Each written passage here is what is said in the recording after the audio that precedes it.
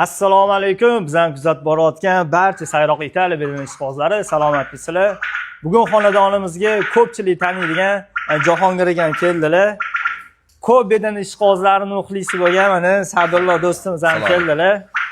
Bugun bizani xonadonimizga Jahongir akam o'zimiz ochirayotgan qoni toza Italiya bedanalarini, narmakonlarni olish uchun kelgan ekanlar. Jahongir aka o'zi bir dunyo ochib tashladingiz, nima bo'ldi aka?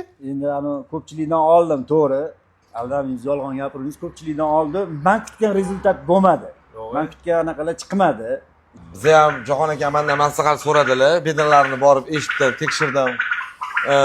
Bu bedana to'g'risini aytgan yaxshi. Men qulog'imiz ochib necha yildan beri bedana boqib yuramiz. Bu bilan ularning farqi ancha katta.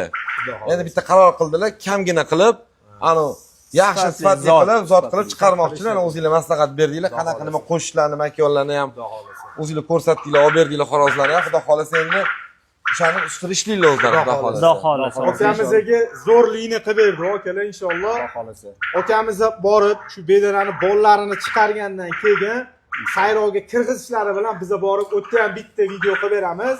Shtobi sizlar ham quloqinglar bilan o'sha chiqqan jo'jalarni eshitasiz. Xudo xolasa. Xudo xolasa. Bizani bedanalar kimlarni qulog'iga tushgan bo'lsa, kimga yoqqan bo'lsa, bitta like bosasizlar-da, akalar tagiga zo'r deb yozib qo'ysanglar, biz undan ham zo'r motivatsiya olamiz-da, zo'r narsalar chiqarishga harakat qilamiz. Inshaalloh xudo xolasa. Xudo xolasa. Bizani kuzatishda davom etinglar. Kimga shunaqa sayroq zo'rlari kerak bo'lsa, zotga ko'paytiraman deganlar uchun kelsanglar, sizlarga inshaalloh zo'rlarni qilib beramiz.